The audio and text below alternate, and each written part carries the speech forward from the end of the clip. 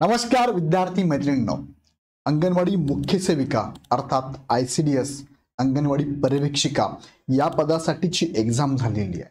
पहिलं म्हणजे first answer की आलेली आहे। तुम्ही जर चेक केली असेल तर चेक केल्यानंतर तुमचे मार्क्स तुम्हाला समजले असतील की तुम्हाला किती मार्क पडू शकतात। आता काही मुलांचा म्हणजेच मुलींचा इथे प्रश्न असा आहे की सर ह्या एक्झामच्या ॲड मध्ये मेन्शन केल्याप्रमाणे आम्हाला मेरिटसाठी इतके मार्क पाहिजे असेल, त्यापेक्षा मार्क जर कमी असेल अर्थात ते 85% म्हणजे 90 पेक्षा मार्क कमी असेल तर माझा विचार इथून पुढे होणाऱ्या प्रोसेससाठी केला जाईल का, नॉर्मलायझेशन प्रोसेस कधी होईल आणि पुढची प्रोसेस कधी असेल, ह्या संदर्भात थोडक्यात माहिती या व्हिडिओच्या माध्यमातून घेऊया। ह्या व्हिडिओ सारखेच असंख्य व्हिडिओ आम्ही बनवत असतो तुमच्या माहितीसाठी।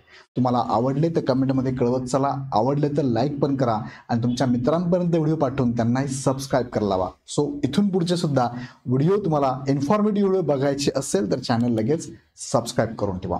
यामध्ये आपण बघणार 3 महत्त्वाच्या गोष्टी। मेरिटसाठी किती मार्क्स तुम्हाला हवेत म्हणजेच ॲड मध्ये काय मेन्शन केलेलं आहे, कमी मार्क पडले आता सध्या फर्स्ट आन्सर की नुसार जर कमी मार्क पडत असेल तर काय होणार आणि पुढील प्रोसेस या संदर्भात ती काय असणार आहे थोडक्यात माहिती आपण घेऊया। तिकडे जाण्यापूर्वी एक प्रमोशनल ॲक्टिव्हिटीज आहे इग्नाइट अकॅडमीच्या प्लॅटफॉर्मवरती खूप सुंदर चांगले मार्गदर्शक अवेलेबल आहे जे तुम्हाला एक्झाम ओरिएंटेड मार्गदर्शन करत असतात।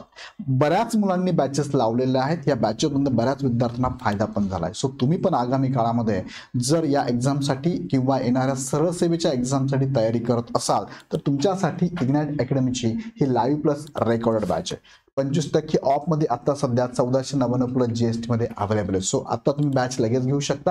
ह्या बॅच मध्ये सगळं बेसिक पासून ॲडव्हान्स सराव टेस्ट सिरीज उपलब्ध आहे। टेस्ट वेगळा घ्यायची गरज नाही, तुम्हाला PDF स्वरूपात नोट्स अवेलेबल आहे। रेकॉर्डेड लेक्चर किती वेळेस तुम्ही बघू शकता, तुमच्या वेळेनुसार बघू शकता। लाईव्ह बघता नाही आलं तर तुमच्या वेळेनुसार फास्ट फॉरवर्ड करून बघू शकता, स्टॉप करून बघू शकता, रिपीटेड बघू शकता। 1 वर्ष व्हॅलिडिटी तुम्हाला बॅच घेतल्यानंतर असणार आहे। सो यासाठी तुम्ही काय करा, ॲप डाउनलोड करून डायरेक्ट परचेस करा। काही शंका असेल तर ह्या नंबरला कॉल करा। आता जाऊया मुख्य मुद्द्याकडे। त्यात बघा तुम्हाला पाठीमागे एक व्हिडिओ मी सांगितला होता, एका जागेसाठी ICDS साठी 870 मुलींनी फॉर्म भरलेला आहे। ही बातमी सकाळ न्यूजपेपरला आलेली आहे, त्यानुसार त्यांनी दिलेली सगळी माहिती आहे।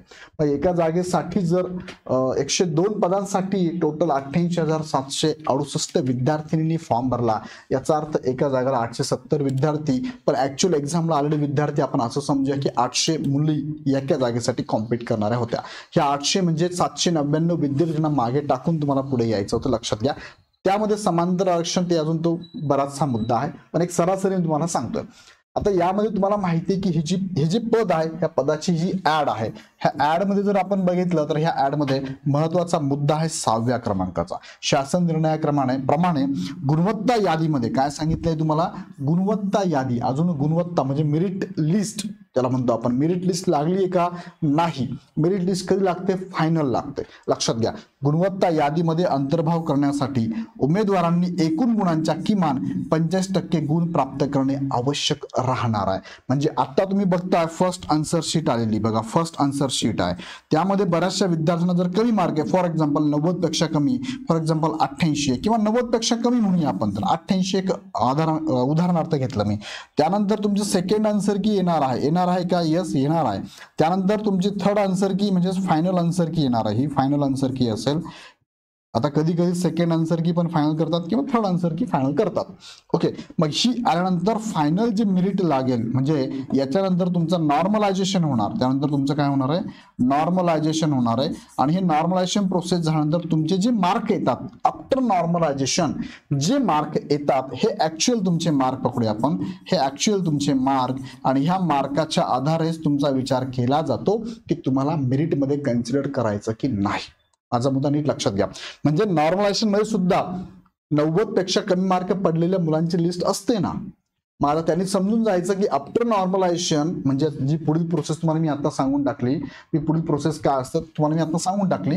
आफ्टर नॉर्मलायझेशन जर तुम्ही गेलात, आफ्टर नॉर्मलायझेशन तुमचे मार्क किती आहे, जर आफ्टर नॉर्मलायझेशन तुमचे मार्क 90 पेक्षा कमी असतील तर मात्र तुमचा विचार मेरिटमध्ये केला जाणार नाही, मेरिटमध्ये होणार नाही. पण आता फर्स्ट आन्सर की होऊ द्यात, सेकंड आन्सर की, थर्ड आन्सर की, याच्यानंतर नॉर्मलायझेशन होणार हे लक्षात घ्या.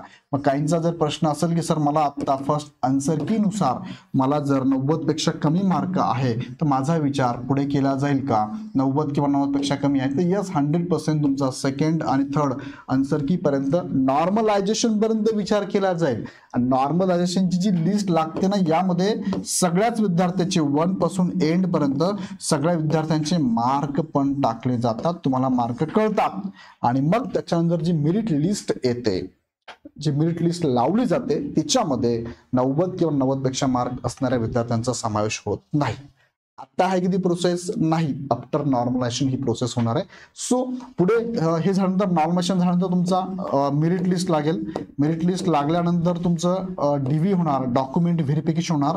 डॉक्युमेंट व्हेरिफिकेशन झाल्यानंतर तुमची परत एकदा मेरिट लिस्ट फायनल लागेल, किंवा काही विद्यार्थ्यांचे डीव्ही मध्ये इश्यू असेल, ही मेरिट लिस्ट जी असते त्यात प्रतीक्षा यादी पण असते, वेटिंग लिस्ट असते, बरोबर. सिलेक्शन म्हणजे निवड यादी आणि प्रतीक्षा यादी असेल. यामध्ये डीव्हीला जर प्रॉब्लेम झाला तर प्रतीक्षा यादीत उमेदवारांना बोलवलं जातं डीव्ही साठी, आणि मग फायनल तुमची नियुक्ती होते किंवा फायनल मेरिट लावलं जातं आणि त्यांची नियुक्ती दिली जाते. सो याला प्रोसेसला वेळ लागणार आहे. किती वेळ लागणार हा जर तुमचा प्रश्न असेल तर पुढचा व्हिडिओ तुम्हाला पाहावा लागेल. त्यासाठी आमचं अनालिसिस चालू आहे, त्यांच्याशी बोलणं चालू आहे. किती प्रश्न चुकले, त्याच्यावर काय होऊ शकते हे पण अनालिसिस आमची टीम करते. त्यासाठी चॅनल लगेच सबस्क्राईब करून ठेवा, पुढचा व्हिडिओ आला की तुम्हाला बघायला मिळेल. ओके, आता मार्क्स मी तुम्हाला इथे सांगितलं की तुम्हाला 50% मार्क लागणार आहे, पण आत्ताची गोष्ट आहे का नाही, नंतरची गोष्ट आहे. त्यामुळे तुम्हाला माहिती आहे ही एक्झाम जी होती ना ती 200 मार्कांसाठी होती. मग 200 मार्क म्हणजे 50% म्हणजे तुम्हाला 90 मार्क पाडणं गरजेचं आहे आफ्टर नॉर्मलायझेशन, लक्षात घ्या. आता मेरिटसाठी कमी मार्क जर पडले आफ्टर नॉर्मलायझेशन तर तुमचा विचार केला जाणार नाही, मात्र नॉर्मलायझेशन पर्यंत सगळ्याच विद्यार्थ्यांचा विचार केला जातो.